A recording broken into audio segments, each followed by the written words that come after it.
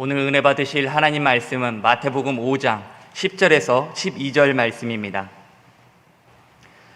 마태복음 5장 10절에서 12절 말씀을 다 같이 합독하겠습니다. 을을 위하여 박해를 받은 자는 복이 있나니 천국이 그들의 것임이라. 나로 말미암아 너희를 욕하고 박해하고 거짓으로 너희를 거슬러 모든 악한 말을 할 때에는 너희에게 복이 있나니 기뻐하고 즐거워하라. 하늘에서 너희의 상이 큼이라. 너희 전에 있던 선지자들도 이같이 박해하였느니라. 아멘. 자, 아까 우리 사회 목사님께서 읽어주신 마태복음 5장 10절부터 12절의 말씀 우리가 함께 다시 한번 읽어보도록 하겠습니다. 자, 10절부터 12절까지 읽겠습니다. 시작. 의를 위하여 박해를 받는 자는 복이 있나니 천국이 그들의 것입니다. 나로 말미암아 너희를 욕하고 박해하고 거짓으로 너희를 거슬러 모든 악한 말을 할 때에는 너희에게 복이 있나니 기뻐하고 즐거워하라. 하늘에서 너희의 상이 큼이라.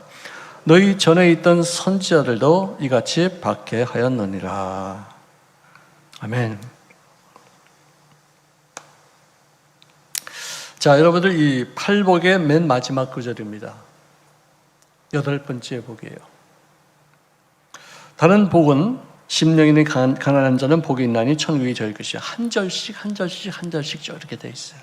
이 팔복은, 이 8째 이 복은 박해를 받는 자가 복이 있나니 천국이 너희 것이며 라고만 말하지 않냐고 2절, 3절까지 연결되어서 더 구체적으로 더 핍박받는 자가 얼마나 많은 복을 받는 것인가에 대해서 자세하게 강조하고 있는 정말 놀라운 말씀입니다. 그러므로 기독교인들이 받을 수 있는 최고 수준의 상급은 주님을 위해서, 복음 전파를 위해서, 하나님의 의를 위해서 박해를 받을 때 이루어지는 것이다 라고 팔복 중에 맨 마지막의 복을 강하게 강조하고 있습니다. 심령이 가난할 때, 애통할 때, 온유할 때 복 받죠. 공의를 베풀 때 복 받습니다.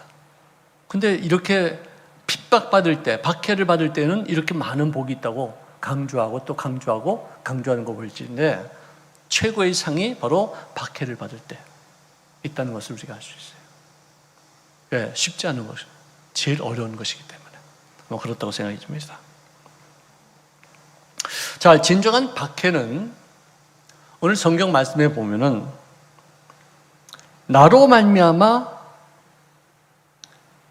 너희들이 받는 욕된 일들, 의로움 때문에 네가 올바르게 살려고 하기 때문에 받는 불의한 자들의 어떤 핍박, 이런 것을 말해주고 있어요. 이게 박해예요. 박해란 이 선한 사람들에 대한 악한 사람들의 대체 방법으로도 우리가 말할 수 있겠죠. 하나님의 계명을 따라서 우상 숭배를 거부하고 또 불의와의 타협을 거절하는 그것 때문에 받는 손실이 박해예요. 누가 나를 억지로 누르고 억압하고 힘들게 하는데 그것이 어떤 이유가 뭐냐? 하나님의 어떤 관계 없이 어떤 그런 받는 그런 박해는 박해라고 그러지 않아요. 예수님을 믿음으로 말미암아 실추되어지는 명예가 있고 사회적으로 손해보는 것이 있고 정치적으로 경제적으로 받는 억압이 있다면 그것이 예수님 때문에 그렇다면 그건 박해지만 자기 정치적인 목적에 의해서 어떤 돈을 더 벌기 위해서 또 악한 일을 행함으로 말미암아 받는 여러 가지 어려운 일들이 있다면 그것은 우리가 박해라고 말하지 않아요. 아벨이 카인에게 죽임을 당한 그 순교적인 사건 이후에 기독교의 역사는 피의 역사였었어요. 예수님 자신도 박해를 받아서 의로운 분이 십자가에서 죄 없이 못 박혀 죽임을 당하셨어요. 자, 그런데 똑같은 형벌이 있다 할지라도 죄값으로 받는 형벌과 죄 없이 받는 형벌의 차이는 분명히 있는 것입니다. 죄값으로 받는 고통과 이 박해는 완전히 구별해야지 돼요.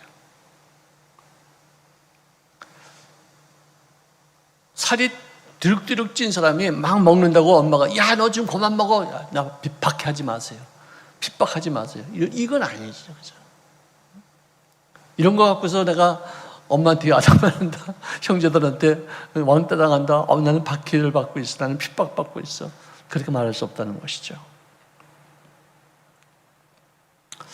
박해를 받는 것은 왜 이렇게 강조해서 이 중요성을 더욱더 말씀을 하느냐 하면은 천국을 소유하는 것뿐만 아니라 죽은 다음의 세상에서 받을 수 있는 상급의 하나의 방편이 되기 때문에 강조하는 거예요. 박해받는 것을 너희들 두려워하지 말라. 박해받는 것 때문에 낙담하지 말라. 바른 일을 하면서도 받는 시련, 고통, 그러나 상급이 있기 때문에 성경은 기뻐하고 즐거워하라 라고 말씀해주고 있어요. 그런데 이 즐거움이 특히 기독교 안에서 이 박해를 받아서 얻는 그 즐거움은 맨 마지막에는 생명을 담보로 할 수 있을 만큼의 끝까지도 갈 수 있다는 거예요. 무서운 거죠. 은혜를 많이 받았을수록 하나님과의 경험이 많이 클수록 어떤 위기 속에서 죽을 수 있는 환경이 더 많아질 수 있다는 거예요.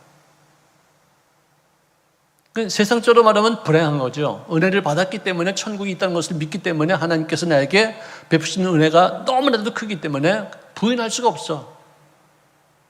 죽을 수도 있어요.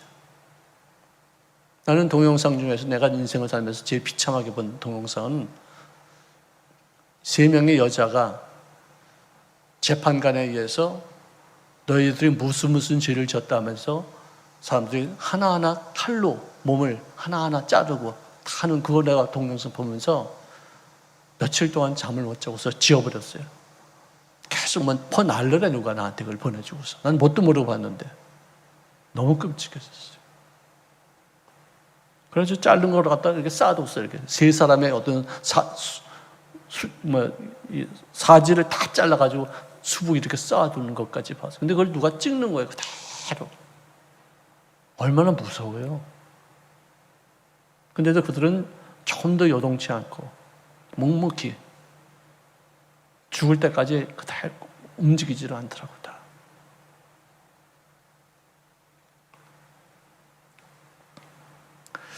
다시 말합니다. 나로 말미암아 너희를 욕하고 박해하고 거짓으로 너희를 거슬러 모든 악한 말을 할 때는 너희에게 복이 있나니 기뻐하고 즐거워하라. 하늘에서 너희의 상이 큼이라. 하늘에서 어디서? 이 땅에서? 나머지 7가지 복은요, 이 땅에서 받는 복일 수도 있어요. 근데 이 핍박당하다가 받는 복은 하늘에서 상이 이또다가 아니라 크미로다.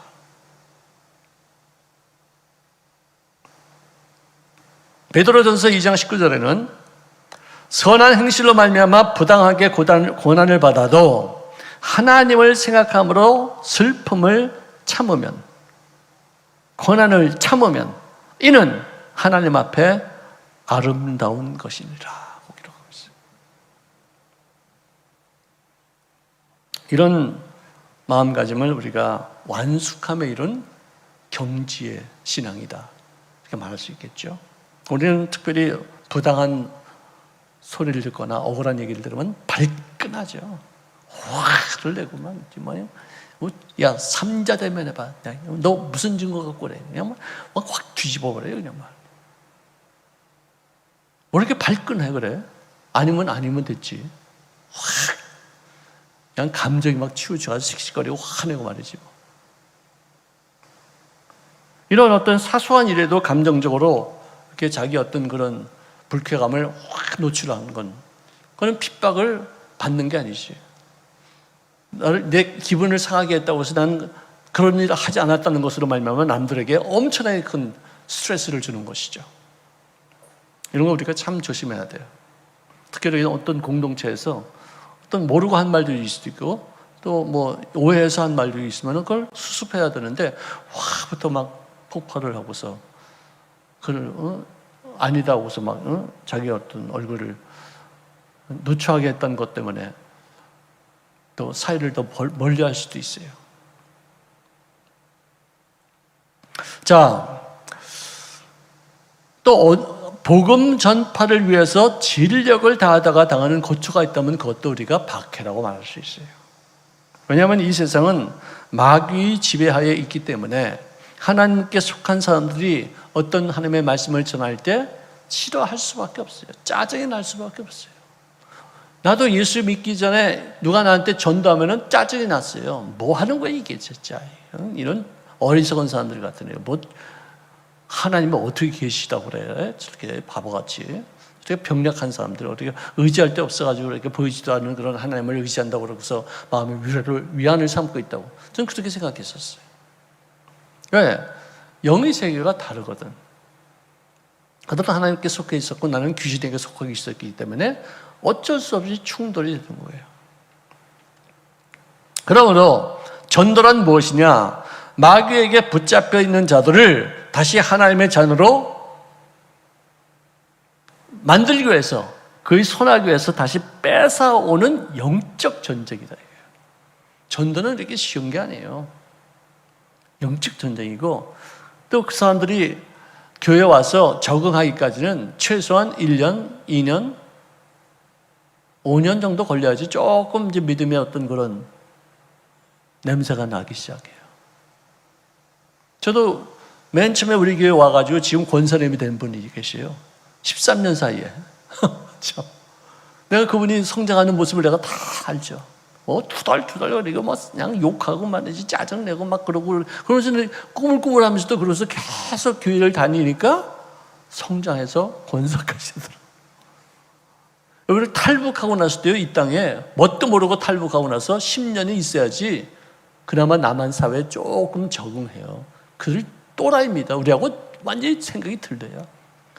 우리는 그냥 뭐 경험한 바대로 얻었지만 그들은 강압적으로 압력을 넣어가지고 세뇌를 시켜가지고 얻은 그런 지식으로 꽉 차 있기 때문에 진짜 안 돌아가요. 빡빡해요. 이해를 못해요. 그나마 그 뭐 이만갑인가 무슨 어떤 그런 프로, 뭐 탈탈탈 이런 프로에 나오는 사람들은 그나마 깨인 사람들, 지혜로운 사람들, 많은 것을 경험했던 사람들이 지금 그나마 깨어서 이렇게 얘기도 하고 간증도 하는 것이지, 뭐 나만 드라마 몇 번 보고 나만이 어떻게 산다는 거 보고 나서 그냥 무조건 탈북한 사람들이 나만에 적응하기까지가 참 힘들어요. 영적인 싸움이에요. 특히 그러니 이 세상에서 40년 동안 있던 사람들이 교회 와서 그래 믿음을 갖기까지 웬만큼 혼나고 웬만큼 진짜 절박하지 않으면 그렇게 믿음이 확 들어오지 않아요. 우리는 그래서 지혜롭게 전도하기 위해서는 어려움에 처해 있는 사람들, 깨질 수 있는 어떤 소지가 있는 분들을, 하나님 외에는 이 일을 감당할 수 없는 어떤 그런 막다른 골목에 있는 사람들에게 전도할 때 굉장히 좋죠. 편안한 사람들은 교회 그냥 다니기만 해도 정말 정식적인 어떤 그런 모습으로 하나님과의 관계가 없는 경우도 있을 수 있어요. 주님 친히 말씀하셨습니다. 요한복음 15장 18절에 세상이 너희를 미워하면 너희보다 먼저 나를 미워한 줄 알라. 너희가 세상에 속하였으면 세상이 자기의 것을 사랑할 것이나 너희는 세상에 속한 자가 아니요 도리어 내가 너희를 세상에서 택했기 때문에 세상이 너희를 미워하느니라. 세상에 우리를 미워하는 건 당연한 것이에요. 예수 믿는 것도 흉보는 것 당연한 것이에요. 내가 아무리 잘해도 예수 믿는 거라고 해서 나를 천대하고 박해하고 업신여길 수 있어요. 그러니 내가 못하면 얼마나 더 짓밟겠어요. 예수 믿는 사람답지 못하게 살면 얼마나 더 많이 우리를 갖다가 박해하고 침뱉고 속으로 멸시하겠어요. 마귀가 제일 싫어하니 예수 믿는 사람들을 제일 싫어하죠. 그렇기 때문에 모든 것이 이렇게 호락호락하지 않아요. 내가 예수를 믿는다면서 세상 사람들과 더불어 아주 화평하고 좋고 잘 지내고 그러면은 내 믿음이 정확한 거 아니에요. 내가 술자리에 가서 예수 믿는다는 사람이 술자리에 가서 친구들하고 잘 어울리는 거 아니에요. 그거 핍박받고 야 뭐 예수 믿는다고 뭐 술도 안 먹고 말이지 아주 한 잔만 먹어 한 잔만 마시라. 그래서 막 그냥 장난하고 놀리고 막 흉보고 별짓들 다 하지. 그래도 야 난 이거 주스면 됐어. 그래서 내가 기분은 맞춰줄게. 내 분위기는 내가 맞춰줄게. 맞춰주지만 그 사람들은 기분 되게 나쁘죠. 난 뻔히 알아. 그래서 어떻게 해 내가. 걔네들 맞춰주기 위해서 내가 이거 한 잔 마시는 순간 야 목사도 형편없구나 뭐 똑같대구나 뭐 이러고서 그냥 없인 여기는데 그나마 친구들이 나 만나주는 이유는 뭐냐 내가 꼿꼿이 서 있으니까 어디 가도 내가 흐트럼 없이 이렇게 잘 걔네들한테 어떤 설득하고 전도하고 좋은 방향으로 살게 이렇게 얘기를 하니까 귀담아 듣지. 내가 걔들하고 똑같으면 걔들이 내 말 듣겠어요? 세상 방식으로 살지 아니하고 경건하게 살 때 의롭다고 여기는 바 되어는 인생을 살도록 노력할 때 다가오는 것이 박해예요. 어둠이 가득 찬 세상에서 빛의 자녀들이 당연히 받을 수 있는 고난이 박해라는 거예요. 만약에 내가 세상과 전혀 충돌하는 것이 없다면 그것은 비정상적인 크리스천이에요. 영적인 전장 중에 갈등이 있고 다툼이 있는 것은 당연한 거 아니겠어요? 예수 믿는다는 것 때문에 흉보고 손가락질 당하고 업신여김 당하는 거 그거 당연한 거예요. 그걸 피하기 위해서 우리가 세상과 타협할 수 있어요? 그렇지 않게 하기 위해서 우리가 그들의 비율을 내가 맞출 수가 있겠어요? 가족도 사랑의 대상이지만 영적인 차이 때문에 무지를 인해서 생기는 마찰 반드시 있을 수밖에 없어요. 그래서 주님은 마태복음 10장 34절에 내가 세상에 화평을 주러 온 줄로 생각하지 말라. 화평이 아니요 검을 주러 왔노라. 사람의 원수가 자기 집안 식구니라. 집안 식구는 사랑의 관계예요. 근데 영적으로 원수가 될 수 있어요. 무릇 그리스도 예수 안에서 경건하게 살고자 하는 자는 핍박을 받으리라. 박해가 있으리라. 옛날에 우리 믿음의 선배들 기독교가 맨 처음에 한국에 들어왔을 때 많은 박해가 있었어요.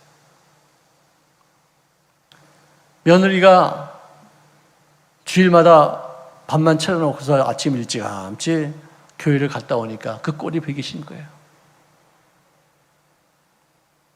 아무리 얘기해도 다른 거는 노예처럼 일하면서 다 순종하는데 교회 가지 말라는 말은 절대로 순종을 안 해. 그래서 나중에는 한 번은 그 며느리가 교회 갔다 오는데 그 며느리를 갖다가 아궁에다 집어넣었어요. 그때는 아궁이가 크고 온돌이 있으니까 거기다 집어넣어서 불을 뗐대.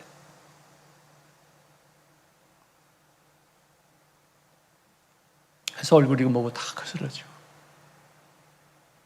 그런데도 거기서 기도하는 거예요. 나중에 그 아이가 태어나서 엄마한테 엄마는 왜 이렇게 얼굴이 이렇게 다 얽었어? 말을 못하죠. 할머니 할아버지 다 돌아가신 다음에 사실은 이런 일이 있었다는 이야기를 동네 사람들을 통해서 듣는 거예요. 그 아이가 너무 기가 막힌 얘기죠. 어머니가 믿음을 지키기 위해서 저렇게 많은 수난을 겪었구나. 그것도 임신 중에 자기를 이렇게 베고 있을 때 그랬다는 것이죠. 이 아이를 위해서 나는 살아야 되겠다는 마음으로 그래도 천국이 있다면은 나는 그곳에 가야겠다는 어떤 그런 각오로 그 모든 수난을 겪었다는 거예요.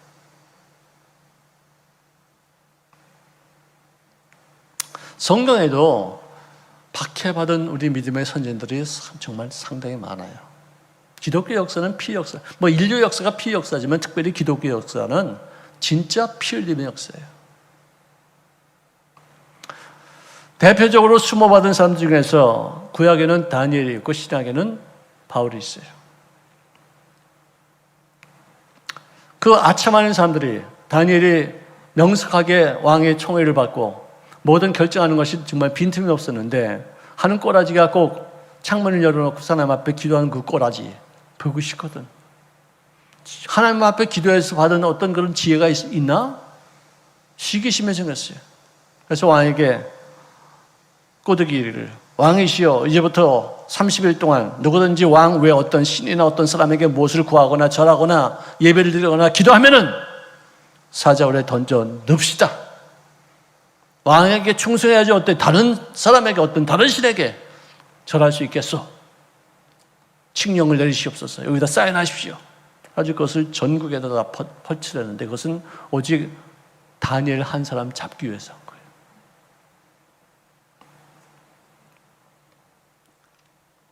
근데 나중에는 왕이 알았어요. 다니엘을 죽이기 위해서 이렇게 했구나. 그래서 사자굴에 던짐을 받았는데 왕은 그 사람을 너무 애석히 여겨서 너희가 믿는 하나님이 너를 사자굴에서 사자 입에서 건짐을 받게 하기를 원하노라. 그래서 그러고서는 밤종일 잠도 못 자고 식음을 전폐하고서 진짜 고통을 받고 있었어요. 아침에 일찌감치 나가가지고 다니엘아 너가 지금 살아있느냐? 너가 믿는 하나님이 너를 사자 입에서 건지셨느냐? 그러니까 왕이시여 걱정하지 마소서. 자 여기 살아있나이다. 그 굶주린 그 사자가 어떻게 그 먹을 걸 두고서 그렇게 참을 수 있었겠는가?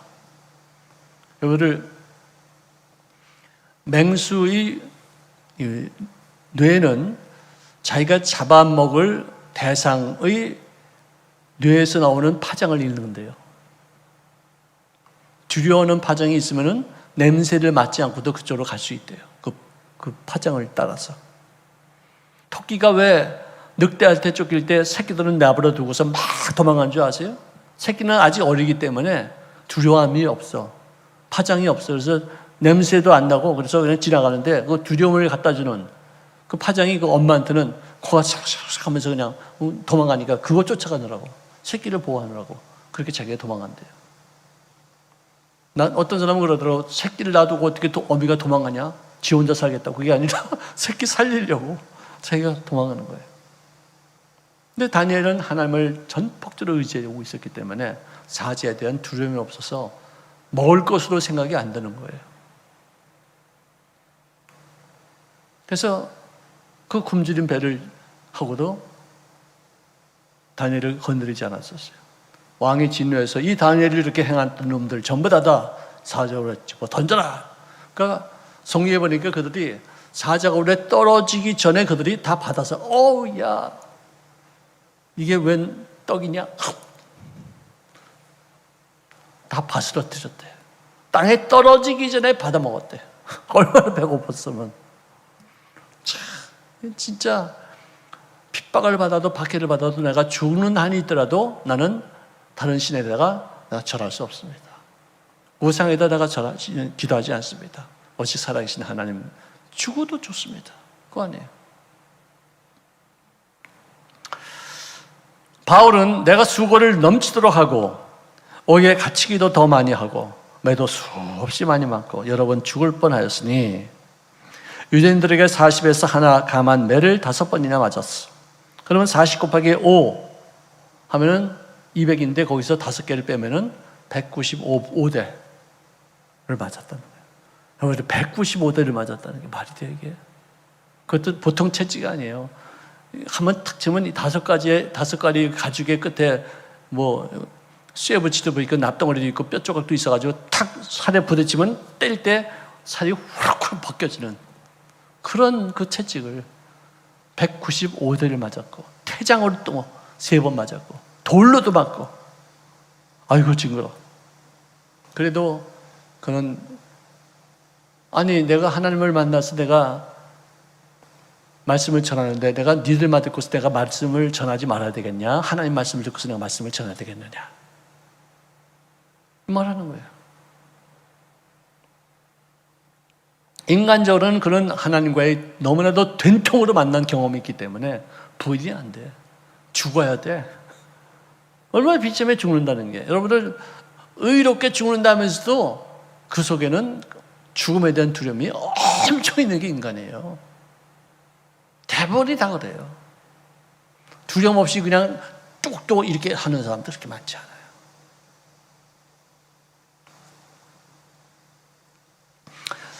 예수님 자신도 그런 죄를 범하지 아니하시고 베드로전서 2장 20절 이하입니다. 그 입에는 거짓도 없으시며 욕을 당하시되 맞대어 욕하지 아니하시고 고난을 당하시되 위협하지 아니하시고 오직 공의로 심판하시는 이에게 부탁하시며 친히 나무에 달려 그의 몸을 우리 죄를 담당하셨으니 이는 우리로 죄에 대하여 죽고 의에 대하여 살게 하려 하심이니라.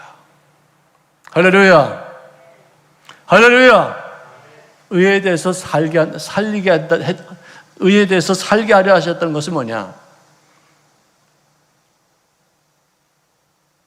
의를 행함으로 넌 죽어라, 그 뜻이에요. 의에 대해서 사는 것. 그렇지만 불의에 대해서 넌 죽어야. 불의에 의해서 넌 죽어라, 그 뜻이에요, 이게. 순교당하라, 그 뜻이에요. 우리는요, 그냥 뭐 예수 믿고서 복 받는 것으로만 끝나는 거 아닙니다. 종국에는 이런 상황까지도 우리가 염두에 둬야지만 이게 진정한 의미에서 예수 믿는 사람들의 삶이지, 복 받는 것으로, 병에서 낫는 것으로만, 물론 다 중요해요. 내가 그렇게 하지 말라는 거 아니에요. 위경에서 나를 피하게 하시는 하나님, 정말 우리가 경험해야 되겠죠. 그렇지만 정말 천국에서 너희가 너에게 베풀 상이 있다. 가장 큰 상이 있다라고 해서 네 목숨을 좀 내게 좀 줘라. 그럴 때가 있을 거예요. 세상적으로는 비참한 거죠. 왜 하나님께서 이런 박해를 허락하실까? 첫째, 알곡과 쭉정이를 고르기 위해서. 그래요. 사드락과 메삭과 아벤노가 그들의 신앙을 증명하기 위해서 그들은 불두덩이에 던져야지만 됐었어요. 뭐라고 그러느냐? 왕이시여, 우리가 섬기는 하나님의 계시다면 우리를 맹렬히 타는 그 풀무불 가운데서도 능히 건져내실 것입니다. 하지만 그렇게 하지 않는다 할지라도, 왕의 손에서 건져내지 아니하신다 할지라도, 왕이시여 분명히 들으십시오. 우리가 왕의 신들을 섬기지 아니하고 왕이 세우신 그 금신상에게 절하지도 아니할 줄을 아시기를 바랍니다. 우리가 하나님의 우리를 건지실 것을 믿고서 우리가 이 불 속에서 들어오심을 받았지만 설사 그렇게 하지 않으신다 할지라도 우리는 믿는 자로서의 모습을 끝까지 고수하겠습니다. 이 세 명이 사드락과 메삭과 아벤느고, 세 명의 이 청년들이라고 말이 하나도 없어요. 항상 이 사람 나올 때는 사드락과 메삭과 아벤느고. 이게 몇 번 나오는가 한번 지어보세요. 우리 한 권사님, 이제 권사님 되시죠? 이거 다니엘서 읽으면서 사드락과 메삭과 아벤느고라는 그 단어가 세 개가 뭉쳐서 나오는 그런 세 사람이 나오는 그게 몇 번 나오는지 한번 숙제. 여러분들은 가만히 있지 마요. 여러분들 똑같은 거예요. 이분에게만 뭐 숙제 내주니까 난 빠졌다. 뭐 그렇게 하지 마시오. 다 한번 찾아보세요. 여기 우리 예배에 참석하신 분들 함께 다 찾아보시기 바랍니다. 자, 이 사람이 이 셋이서 단 한 사람도 삐쳐지거나 한 사람도 어긋나지 않았고 모두가 다 일심으로 그들의 신앙을 고수하는 거예요. 성령의 하나 되게 하심을 끝까지 지키려고 하는 그런 마음을 간직하고 있었다.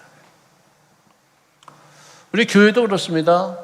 물론 의견이 차이가 있겠지만 성령의 하나 되게 하심을 지키기 위해서 우리가 대화도 해야 되고 서로 양보도 해야 되고 배려심을 가져야 되고 서로 그 사람의 어떤 입장을 충분히 용납할 수 있을 만큼의 넓은 마음을 가지도록 노력하는 것이 중요해요. 아니, 부부지간에도 의견이 틀려요. 형제지간에도 의견이 틀릴 수 있어요. 그런데 우리는 하나가 되어야 되겠다는 그런 마음이 있으면은 틀린 것을 갖고서 서로 타협하는 거예요. 서로 절충하는 거예요. 서로 이해하는 거예요. 네 DNA는 그렇구나. 내 DNA는 그렇지 않아. 나는 그렇게 하지 않는데 너는 그렇게 하는구나. 우리가 서로 다르네. 그럼 인정해 줘야 될 거 아니에요. 그래서 난 서로 그래, 다르지만 우리 같이 다른 것을 서로 좋아해서 내가 못 보는 걸 네가 보고 네가 못 보는 걸 내가 볼게. 네가 할 수 있는 건 내가 할 수 있고 내가 할 수 없고 내가 할 수 없는 것은 네가 할 수 있잖아.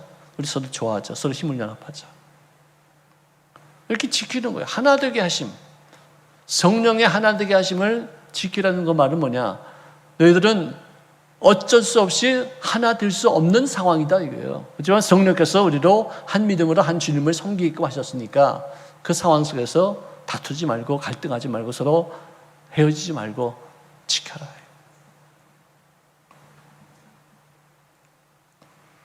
그 다음에 이 핍박 중에 진정한 신자인데도 불구하고 넘어지는 사람도 있어요. 믿음이 약하니까. 예수님께서 마태복음 13장 4가지 밭이 있습니다. 길가가 있고 돌밭이 있고 가시밭이 있고 옥토가 있는데 이것을 비유로 해서 말씀을 전하면서 돌밭에 뿌려졌던 씨에 대해서 말씀하실 때 이런 말씀하십니다. 돌밭에 뿌려졌다는 것은 말씀을 듣고 즉시 기쁨으로 받습니다. 말씀을 전하면은 성경 말씀을 읽으면은 그것을 듣고 아멘 하고서 너무나도 기뻐합니다. 야, 은혜 받았습니다. 어떻게 이런 말씀이 있을 수 있을까요? 이것이 하나님의 나를 향하신 뜻이군요. 아멘, 아멘 했는데 그 속에 돌밭에 떨어졌으니까 이 뿌리, 이 씨앗이 싹을 내고서 뿌리를 내릴 때 깊이 못 들어가요. 왜? 흙이 얇으니까. 그래서 햇빛이 나타나고 또 가뭄이 되어지면은 이 뿌리가 말라. 자, 말씀을 듣고서 즉시 기쁨으로 받았는데 그 속에 뿌리가 없기 때문에 잠시 견디다가 말씀으로 말미암아 환난과 박해가 일어날 때 넘어지는 자라예요. 아무것도 없을 때 고난이 없을 때는 그냥 그런 대로 그냥 있어요.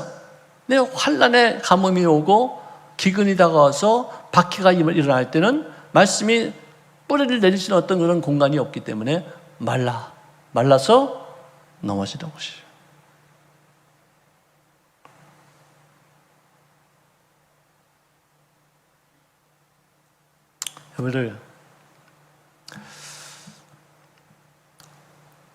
우리 마음을 옥토로 만듭시다.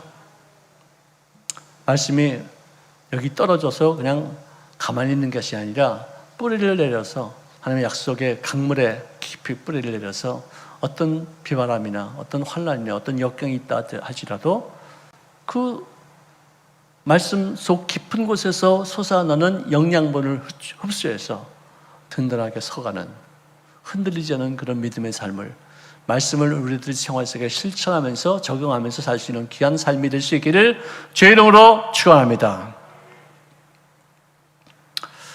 자, 저는 이 말씀만 하고서 마치겠어요. 얼마 전에 어떤 동영상을 보니까 이 모세라고 하는 청년이에요. 한 17, 8살 정도가 됐어요.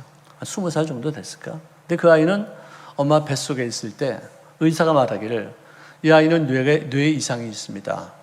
이 아이가 태어난다 하더라도 불구자입니다.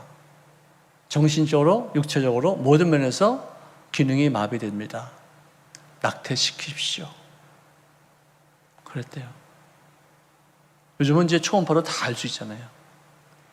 그래가지고 고민하고 며칠 동안 고민하고 괴로워하다가 낙태를 해야 되겠다. 아무래도 내가 이 아이 때문에 내가 평생을 어두운 가운데 또 이 아이가 태어나서 자기 스스로도 불행하게 살 수밖에 없겠다 싶어서 낙태할까 하는데 그때 태동이더래. 애가 움직이더래. 그래서 엄마가 아마 그런가 봐요. 어머니 마음인 것 같아요. 이 아이에 대한 생명에 대한 어떤 그런 존귀 여기는 마음, 아이를 불쌍히 여기는 마음이 너무 강해서 낙태를 시키지 못하겠다. 낳아야 되겠다. 그래서 어떻게든지 사람만 있으면 난 그것으로 이 아이를 소중히 여기며 살아야 되겠다. 그래가지고 아이를 낳았는데 형편없죠. 10살 되도록 한 20번 수술을 했대요. 정말 근데 이 아이가 그래도 끝까지 그걸 다 견디면서 살아남더라는 거예요. 대뇌가 10분의 1밖에 안 남아있고 소뇌로 그나마 움직이는 거래요. 근데 그 아이에게 음악적인 재능이 있다는 것을 알게 되었대요. 성악적인 재질이 있는데 너무 기가 막히게 노래를 하더래요. 절대음감이 있더래요. 딱 들으면은 악보 없이도 그것을 그대로 똑같이 흉내내는데 소리가 그렇게 좋더래요. 그 아이가 그래서 평창 올림픽 대회 때 동계 올림픽 때 애국가 불렀지 않습니까? 그리고 노래도 기가 막히게 불러요. 참 정말 기가 막힌 얘기죠. 자기는 낙태라는 건 살인이다. 이건 어린아이를 하나님이 나에게 선물로 주셨는데 죽일 수 없다는 어떤 마음으로 모든 걸 각오하고서 이렇게 애를 태어나게 해서 그 많은 수술을 겪었는데 잘 된 케이스죠. 기가 막히게 된 케이스예요. 우리가 박수치고 간증이지만 너무나도 아름다운 그런 얘기예요. 또 한 케이스는 제가 여의도 직관성전 때 목사, 거기 담임 목사로 있었을 때 어떤 결혼한 지 얼마 안 되는 분이 거의 같은 케이스였었어요. 나는 낙태를 하라 마라 그런 말을 못하지요. 어쨌든 기도하십시오. 하나님 어떻게 하실까? 근데 이분은 진짜로 많은 사람들이 낙태하라 했는데도 고집을 내가 보더라도 진짜 고집이 세더라고요. 난 이 아이를 낳겠습니다. 그래서 그 아이를 낳는데 역시 형편없는 아이였었어요. 그것 때문에 결국은 그 사람은 이혼당하고 그 다음에 내가 길거리에서 한번 봤는데 비참해졌어요. 어떻게 우연찮게 만났어요. 몇 년 지나고 나서. 어떻게 보니까 이혼당했대. 아이는 지금도 병원에 있대. 지금 어떻게 하냐고. 대책이 없는 거예요, 지금. 참 힘들게 살아요. 그런데도 그거는 내가 예수를 믿기 때문에 나는 당당히 그런 아이를 죽일 수가 없었습니다. 로 나한테 끝까지 버텨요. 그래서 알겠다고. 참 훌륭한 일 하셨다고. 근데 인간적으로 너무 비참하잖아요.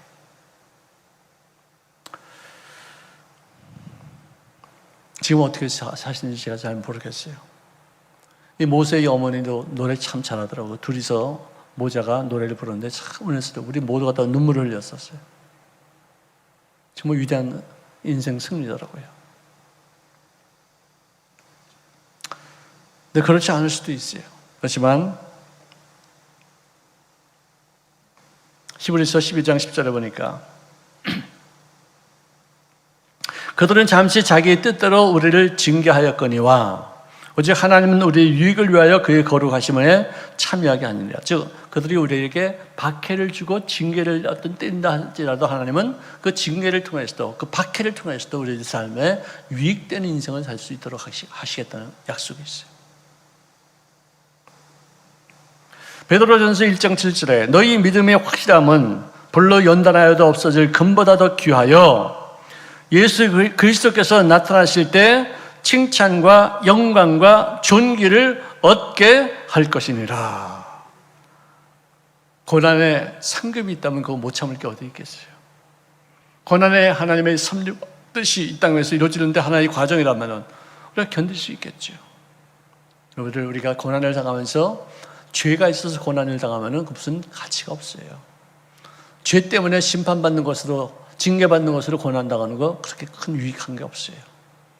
그 외에 예수를 위해서 복음 전파를 위해서 정말로 하나님의 뜻을 어떤 섭리 어떤 그 계획이 있어서 거기에 고난이 따르게 된다면은 우리는 소망을 갖고 더 아름다운 미래를 만들어 가시는 귀한 권세가 넘쳐지게 될 줄로 믿습니다.